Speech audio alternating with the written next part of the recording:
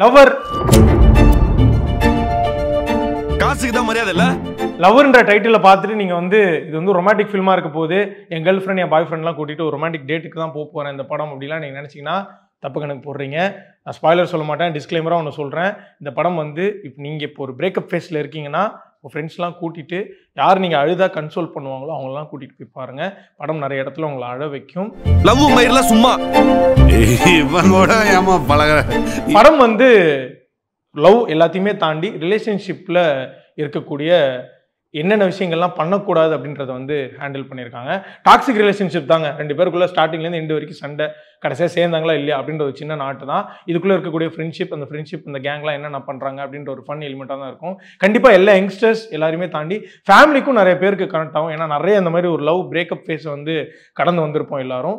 நம்ம பார்க்குறப்போ நம்ம தெரிஞ்சுக்கின்ற ஒரே ஒரு விஷயம், படத்தில் வந்து நம்ம மணிகண்டனா இல்லை கௌரி பிரியாவா, அதாவது ஹீரோ ரோலா ஹீரோயின் ரோலா, யார் எந்த ஸ்டேஜில் இருக்குன்றதை மட்டும் நீ கனெக்ட் பண்ணிட்டா போதும். கண்டிப்பாக எல்லாருமே ரிலேட் பண்ணும். படம் பார்க்குற எல்லாரையுமே லவர் படம் வந்து ரிலேட் பண்ணும். அங்கே அவங்க பயங்கரமாக ஜெயிச்சிட்டாங்க. பட் படம் ஆரம்பித்து ஒரு 20-25 மினிட்ஸ்க்கு வந்து ரொம்ப சட்டிலாக தான் போகும்.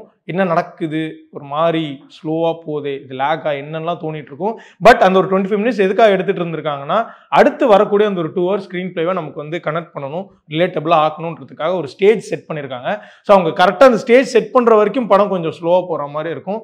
அதுக்கு அடுத்து வரக்கூடிய ஒவ்வொரு எமோஷன்ஸ், ஒவ்வொரு டைலாக், ஒவ்வொரு இடங்கள்ல வரக்கூடிய காமெடி எல்லாமே வந்து பயங்கரமா நம்மளை சிரிக்க வச்சிருக்கோம் அப்படின்னு சொல்லலாம். ஏன்னா ஒவ்வொரு காஸ்டிங்குமே வந்து பயங்கரமா பண்ணியிருக்காங்க. அஃப்கோர்ஸ் மணிகண்டனை பத்தி நம்ம எல்லாரும் சொல்ல வேண்டியதில்லை. ரீசெண்டா பயங்கரமான ட்ரெண்ட். நம்ம எல்லாரோட மனசுலையும் வந்து ஏதோ ஒரு இடத்துல மணிகண்டன் ஜெயிச்சே ஆகணும்ப்பா, அவர் ஜெயிச்சா நம்ம ஜெயிச்ச மாதிரி இருக்கு அப்படின்ற மாதிரியான ஒரு பிம்பம் சோசியல் மீடியால எல்லாருக்கும் இருக்கு.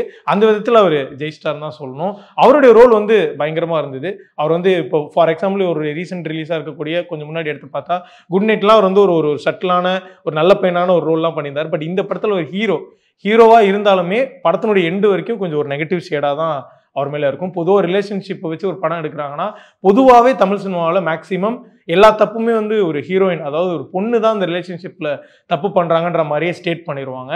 ஏன்னா ஒரு ஆடியன்ஸ் சேக்காக பார்த்தா வந்து ஹீரோ மேலே எந்த தப்பும் இருக்கக்கூடாதுப்பா அப்படின்னு சொல்கிற மாதிரி. ஆனால் இந்த படத்தில் அந்த விஷயம் தான் அப்ரிஷியேட்டபிள். எல்லா தப்பும் பண்ணுற ஒரு ஹீரோ, அதை தாங்கிக்கிற ஹீரோயின், அது கடைசி எப்படி ஆகுது அப்படின்றது தான் கதை. ஸோ அந்த விதத்தில் மணிகண்டன் நிறைய இடத்துல நம்மளை பயப்பட வச்சாரு, நிறைய வெறுக்க வச்சிருக்காரு, கோவப்பட வச்சிருக்காரு. அவருடைய இந்த பெர்ஃபார்மன்ஸ், இந்த டிரான்ஸ்ஃபர்மேஷன்லாம் சூப்பர். ஸோ படத்தினுடைய இந்த போஸ்டர் வரப்போ வந்து ப்ரோ திங்ஸ் இஸ் அர்ஜுன் ரெட்டின்லாம் நிறைய பேர் கலாய்ச்சாங்க. பட் அந்த கதை இங்கே இல்லை.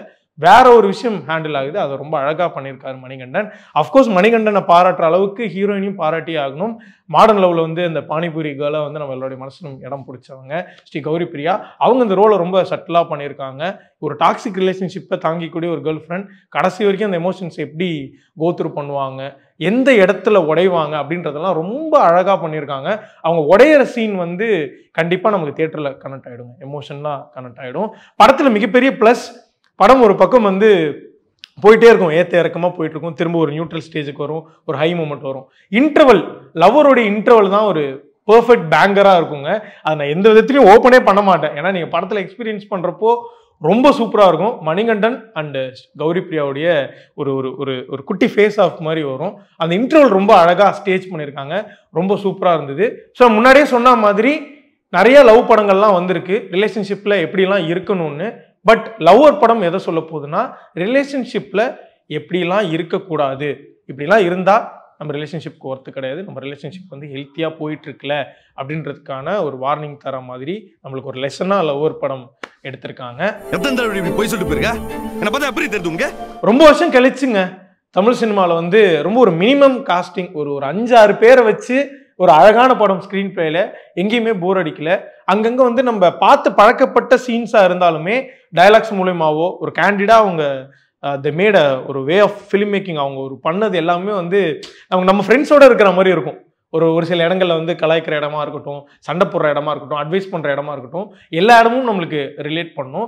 ஸோ காஸ்டிங் எல்லாருமே வந்து பயங்கரமாக பண்ணியிருக்காங்க. ஃபார் எக்ஸாம்பிள் செகண்ட் ஹீரோவாக கிட்டத்தட்ட கண்ணாரவி அப்படின்றது வந்திருக்காரு. நம்ம வந்து ரீசெண்டாக அவருடைய ரத்த சாட்சி ஓடிடி ரிலீஸ் ஆயிருந்திருக்கு. அஃப்கோர்ஸ் எல்சியூவில் கைதியில் ஒரு முக்கியமான ஆளாக இருந்தார் கண்ணாரவி. அவருடைய ஒரு ஆக்டிங் வந்து மண்டேலாலையும் பெரிதாக பாராட்டப்பட்டது. அவர் இந்த படத்தில் வந்து பயங்கர சூப்பராக ஜஸ்டிஃபைங்காக பண்ணியிருக்காரு. அஃப்கோர்ஸ் ஹரிஷ் வந்து டாடால எல்லாருடைய அட்டென்ஷனையுமே வந்து பெற்றிருந்தாரு. அவர் வந்தாலே ஒரு படம் ஹிட்டுப்பா, இது வந்து ஒரு நல்ல கண்டென்ட்டாக இருக்கும்பான்ற ஒரு விஷயத்தை மேக் பண்ணிட்டே வர, அந்த ஸ்ட்ரீக் மெயின்டைன் பண்ணிட்டே வராரு.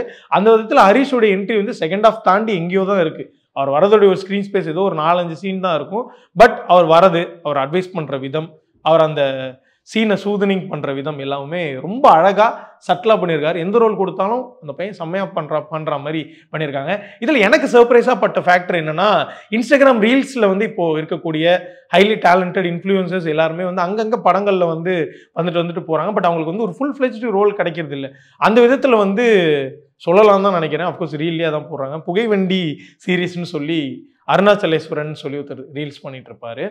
அதுக்கேற்ற மாதிரி அவர் என்ன ரீல் போட்டுட்டு இருந்தாரோ அதுக்கான ரோல் தான் லவர் படத்தில் அவர் கொடுத்துருந்தாங்க. மணிகண்டன் ஃப்ரெண்டாக வந்திருப்பாரு.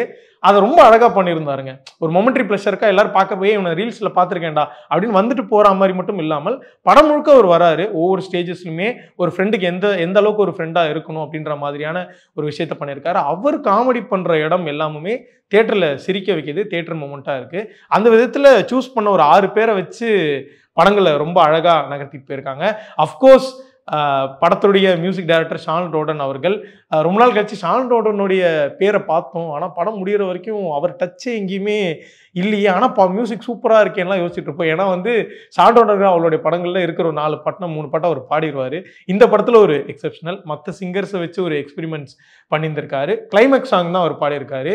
இவர் சாங்கும் சூப்பராக இருக்குங்க. அவர் பாடினது இல்லாமல் அதர் சிங்கர்ஸுடைய சாங்ஸும் ஒவ்வொரு பிளேஸ்லையுமே அந்த எமோஷன்ஸை எடுத்துகிட்டு போகுது. ஃபார் எக்ஸாம்பிள், ஒரு எல்லாருமே ட்ரிப்பாக போகிறாங்க, எக்ஸ்ப்ளோர் பண்ண போகிறாங்கன்னா அங்கே ஒரு மியூசிக், எமோஷன்ஸாக 2 பேருக்குள்ள சண்டை நடக்குதுன்னா அங்கே ஒரு பாட்டு வருது. அது எல்லாமே நம்மளுடைய மனசில் வந்து இருக்கும். பட் நீங்கள் இப்போவே மனசை தேத்திக்கிங்க. இன்னொரு அடுத்து ஒரு வாரத்துக்கு இன்ஸ்டாகிராமில் இந்த பாட்டை அடித்து துவைச்சு சேச்சுரேட் ஆக்கிடுவாங்க. From the makers of good night அப்படின்னு போடுறப்போ ஒரு எக்ஸ்பெக்டேஷன்ஸ், ஒரு நம்பிக்கை இருந்துச்சு. அந்த படம் மாதிரி ஒரு ஃபீல் குட் படமாக இருக்கும் அப்படின்ற ஒரு சின்ன எக்ஸ்பெக்டேஷன்ஸ் கிரியேட் பண்ணியிருந்தாங்க. அதை ஃபுல்ஃபில் பண்ணிட்டாங்க. குட் நைட் மாதிரி இந்த படமும் இந்த வருஷத்தோடைய ஒரு சூப்பரான, ஓகே அஃப்கோர்ஸ் இது ஜனவரி பிப்ரவரி இந்த ஸ்டார்டிங்கில் தான் வருது, இயரோடைய ஒரு one of the most prominent hit அப்படின்னே சொல்லலாம். கண்டிப்பாக லவர் வந்து உங்கள் எல்லாருமே சாட்டிஸ்ஃபை பண்ணும். நிறைய இடத்துல சிரிக்க வைக்கிறது, அள வைக்கிறதுலாம் தாண்டி லவருடைய ஸ்பெஷாலிட்டியாக நான் என்ன பார்க்குறேன்னா, நம்ம நிறைய இடத்துல வந்து ஒரு மாதிரி அந்த ஒரு வேர்ட் சொல்லுவாங்க, பதைக்க வைக்கிறது, ஒரு மாதிரி பயப்பட வைக்கும்னு சொல்லுவாங்கல்ல.